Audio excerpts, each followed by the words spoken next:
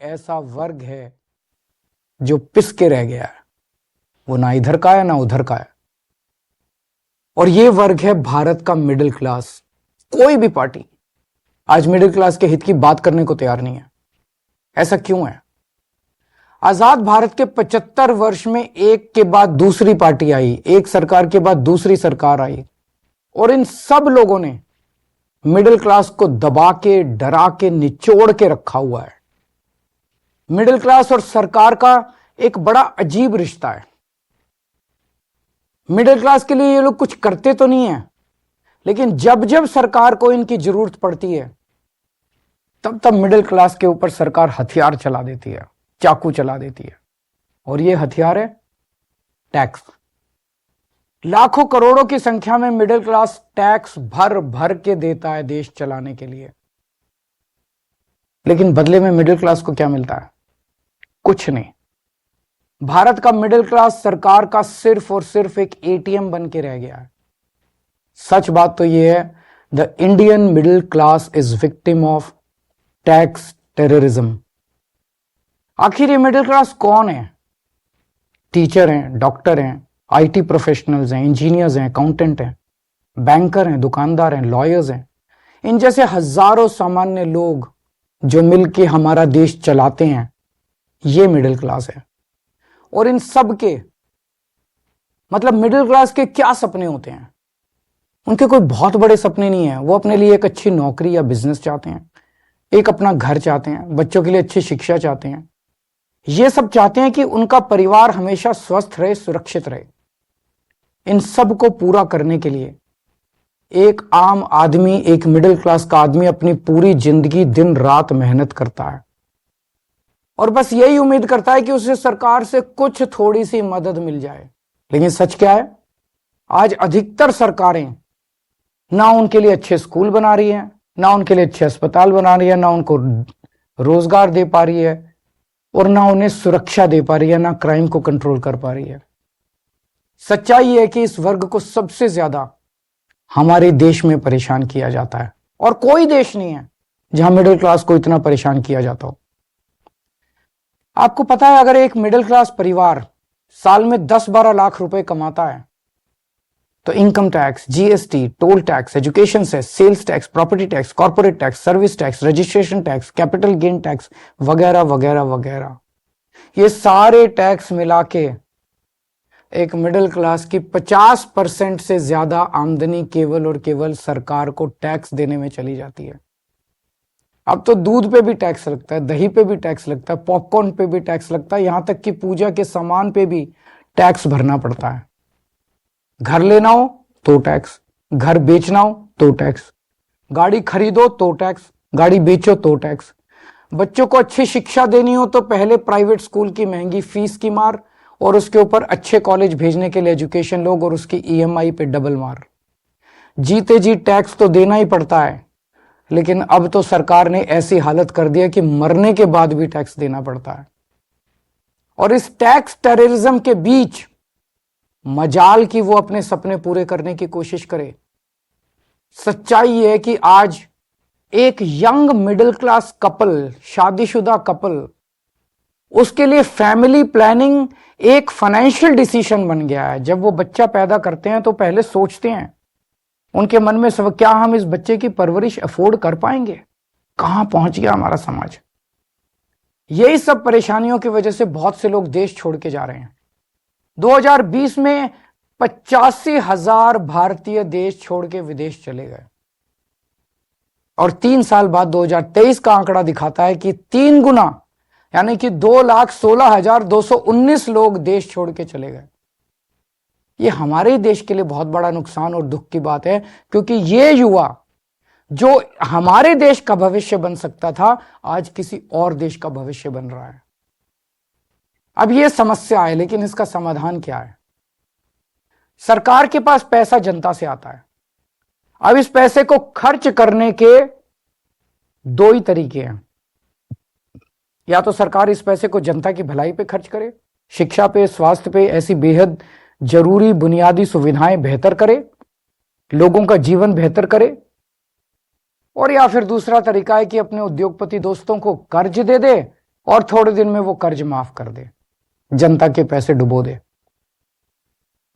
हमारी दिल्ली सरकार ने पहला तरीका चुना, हम जनता के पैसे जनता पे खर्च करते हैं। मेरा मानना है कि मिडिल क्लास सिर्फ शिक्षा से ही आगे बढ़ सकता है, इसलिए हमने सरकार बनते ही एजुकेशन का बजट 5,000 करोड़ से सीधा 10,000 करोड़ कर दिया, और आज ये बजट 16,000 करोड़ पे पहुंच गया, हमारा दिल्ली का शिक्षा बजट। हमने सरकारी स्कूलों को इतना बेहतर बना दिया, इतना बेहतर बना दिया, ये स्कूल आज इतने अच्छे हो गए कि 4 लाख बच्चे प्राइवेट स्कूल छोड़ के सरकारी स्कूल में आ गए। अब बहुत बड़े स्तर पे मिडिल क्लास लोग अपने बच्चों को यहां सरकारी स्कूल में भर्ती करा रहे हैं। क्या पहले कभी आपने सुना था कि कोई बच्चा प्राइवेट स्कूल छोड़ के सरकारी स्कूल में जाता है?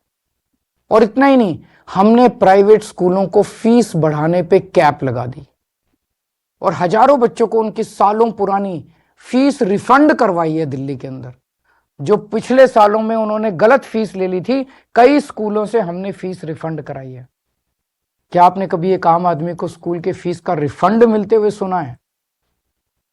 तो आप ही बताइए, क्या हमने आप ही के टैक्स के पैसे शिक्षा में इन्वेस्ट करके, शिक्षा का बजट बढ़ा के, स्कूल बेहतर करके, प्राइवेट स्कूलों की फीस पे कैप लगा के, क्या हमने कोई गुनाह किया है? हमने मिडिल क्लास को महंगाई की मार से बचाने के लिए बिजली और पानी के बिल कम कर दिए। आज देश के सभी बड़े शहरों में सबसे सस्ती बिजली दिल्ली वालों को मिलती है। और इतना ही नहीं, हमने आपके टैक्स का पैसा इंफ्रास्ट्रक्चर में इन्वेस्ट करके पूरी दिल्ली में बिजली की सप्लाई 24 घंटे कर दी, जबकि 10 साल पहले दिल्ली में 8 से 10-10 घंटे के पावर कट लगते थे। ये करके मिडिल क्लास को अगर हमने थोड़ी सी राहत पहुंचाई है, तो क्या हमने कोई गुनाह किया है? हमने सरकारी अस्पताल बेहतर बनाए, सरकारी अस्पताल से रेफर होकर प्राइवेट अस्पताल जाने वालों की सारी सर्जरी फ्री कर दी। आपको जान के ताज्जुब होगा कि हमारे मोहल्ला क्लिनिक की सबसे ज्यादा डिमांड दिल्ली के मिडिल क्लास इलाकों से आती है। तो क्या आपके टैक्स के पैसों से अच्छे अस्पताल और अच्छे मोहल्ला क्लिनिक बना के एक आम आदमी को अच्छा इलाज करके हमने कोई गुनाह किया है क्या? अब इस मिडिल क्लास के अंदर भी एक वर्ग है जिनके बारे में सरकार ने कभी नहीं सोचा, वो है हमारे सीनियर सिटीजन। सीनियर सिटीजन्स ने, हमारे बुजुर्गों ने पूरी जिंदगी ईमानदारी से टैक्स भरा। मोटे मोटे तौर पे देखें तो एक एवरेज मिडिल क्लास का आदमी रिटायर होते होते कम से कम अपनी पूरी जिंदगी में 1 से 1.5 करोड़ रुपए का टैक्स तो दे ही देता है। इसके बदले में उसको क्या मिलता है? भगवान ना करे उसको कोई बड़ी बीमारी हो जाए, ना उसको इंश्योरेंस कंपनी कुछ देती, ना सरकार उसका हाथ पकड़ती। इसलिए आने वाले चुनाव के बाद हम दिल्ली में संजीवनी योजना लागू कर रहे हैं। इस योजना के तहत 60 साल से ऊपर के सभी सीनियर सिटीजन्स को सरकारी और प्राइवेट अस्पताल में बिल्कुल फ्री इलाज मिलेगा। तो आप बताइए, अगर आपके टैक्स के पैसे से आपके घर के बुजुर्गों को ही नहीं, पूरी दिल्ली के हर बुजुर्ग को अच्छा इलाज मिल जाए, तो क्या हमने कोई गुनाह किया है क्या? कभी सोचा आपने, जब यही चीज दूसरे देशों की सरकारें करती है तो हम वाह वाह करते हैं, यूरोप, लंदन, पेरिस, वो लोग करते हैं तो हम वाह वाह करते हैं, लेकिन हमारे देश में हम सब इसके खिलाफ बोलते हैं। ऐसा क्यों होता है? इसका कारण है कि सरकार ने मिडिल क्लास को एक तरह से मानसिक गुलाम बना दिया है। जब आपका ही टैक्स में दिया हुआ पैसा आपके ऊपर खर्च होता है या समाज पे खर्च होता है, तो उसको फ्री की रेवड़ी कह के आपका अपमान किया जाता है।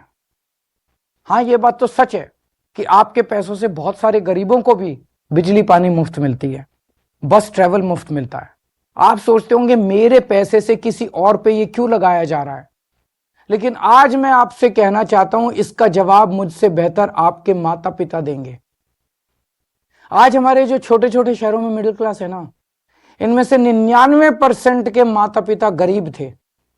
उन्होंने अपने खून पसीने की कमाई से गरीबी से मिडिल क्लास तक पहुंचने का सफर तय किया है। उनसे पूछ के देखना, उनको सरकार अगर थोड़ी सी मदद दे देती, उनको सरकार से थोड़ी मदद मिल जाती, थोड़ी सहूलियत मिल जाती, तो उन बचाए हुए पैसों को जोड़ के वो क्या क्या कर सकते थे।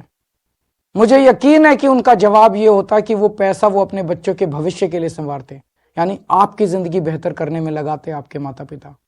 इसी तरह जब जनता का पैसा जनता पे खर्च होता है तभी देश का निर्माण होता है। लेकिन ताज्जुब की बात यह है कि करोड़ों की तनख्वाह पाने वाले, लाखों की गाड़ियों में घूमने वाले, महंगे महंगे सूट पहनने वाले पत्रकार एयर कंडीशन स्टूडियो में बैठ के मिडिल क्लास को मिलने वाली छोटी छोटी राहतों पे सवाल उठाते हैं। बड़े बड़े सरकारी कोठियों में रहने वाले नेताओं को आप ही के पैसों से फ्री बिजली मिलती है, आप ही के पैसे से फ्री पानी मिलता है, आप ही के पैसे से ऐशो आराम की सारी सुविधाएं मिलती है, तब उसे फ्री की रेवड़ी नहीं कहते। हमने दिल्ली में मिडिल क्लास को राहत देने की पूरी कोशिश की और आगे भी हम करते रहेंगे। मिडिल क्लास को ऊपर पहुंचाने में कोई कसर नहीं छोड़ेंगे, उनको राहत देने में कोई कसर नहीं छोड़ेंगे। और आज हम केंद्र सरकार से भी ये अपील करते हैं कि हमारे देश के असली सुपर पावर भारत के मिडिल क्लास को पहचाने। आज मैं ये ऐलान करता हूं कि मैं और आम आदमी पार्टी सड़क से लेकर संसद तक मिडिल क्लास की आवाज बनेंगे, उनकी आवाज उठाएंगे, उनके मुद्दों को उठाएंगे। आज से 2 हफ्ते के बाद देश का अगला बजट आने वाला है। इस लोकसभा के सत्र में आम आदमी पार्टी के सांसद मिडिल क्लास के मुद्दे संसद में उठाएंगे। मिडिल क्लास की आवाज की गूंज जब संसद में सुनी जाएगी, हम ये मांग करते हैं कि देश का अगला बजट मिडिल क्लास को समर्पित हो। आज मैं केंद्र सरकार से 7 डिमांड कर रहा हूं, 7 पॉइंट डिमांड्स मिडिल क्लास की तरफ से। पहला, शिक्षा का बजट 2% से बढ़ा के 10% किया जाए, प्राइवेट स्कूलों की फीस पे लगाम लगाई जाए पूरे देश में। दूसरा, उच्च शिक्षा के लिए, हायर एजुकेशन के लिए सब्सिडी और स्कॉलरशिप्स दी जाएं। तीसरा, हेल्थ का बजट भी बढ़ा के 10% किया जाए और हेल्थ इंश्योरेंस से टैक्स हटाया जाए। चौथा, इनकम टैक्स की छूट की सीमा को 7 लाख से बढ़ा के कम से कम 10 लाख किया जाए। पांचवा, एसेंशियल कमोडिटीज के ऊपर, आवश्यक वस्तुओं के ऊपर से जीएसटी खत्म किया जाए। छठा, सीनियर सिटीजन्स के लिए मजबूत रिटायरमेंट प्लान और पेंशन की योजनाएं बनाई जाएं और देश भर में सभी सरकारी और प्राइवेट अस्पतालों में सीनियर सिटीजन्स को मुफ्त और अच्छा इलाज दिया जाए। और सातवां, बुजुर्गों को पहले रेलवे में 50% कंसेशन मिलता था जो बंद कर दिया गया, उसे दोबारा चालू किया जाए। ये है हमारा मिडिल क्लास का मैनिफेस्टो। अगर आप हमारे मिडिल क्लास मैनिफेस्टो से सहमत हैं तो हमारी वेबसाइट middleclassmanifesto.com पर साइन करें और आप अपनी भी आवाज केंद्र सरकार तक पहुंचाएं। अगर देश का पूरा मिडिल क्लास एक साथ एकजुट होकर अपनी आवाज उठाएगा तो सरकार की हिम्मत नहीं है कि वो आपकी आवाज ना सुने। सरकार को आपकी आवाज सुननी पड़ेगी। नमस्कार, जय हिंद। तो अरविंद केजरीवाल को आप सुन रहे थे। मिडिल क्लास के लोगों पर फोकस करते हुए यहां पर अरविंद केजरीवाल साफ तौर पर नजर आए हैं। इनकम टैक्स 7 लाख से 10 लाख किया जाए, इस तरीके का जिक्र यहां पर अरविंद केजरीवाल की तरफ से किया गया है। देखिए, दिल्ली में विधानसभा चुनाव यहां पर होने हैं 5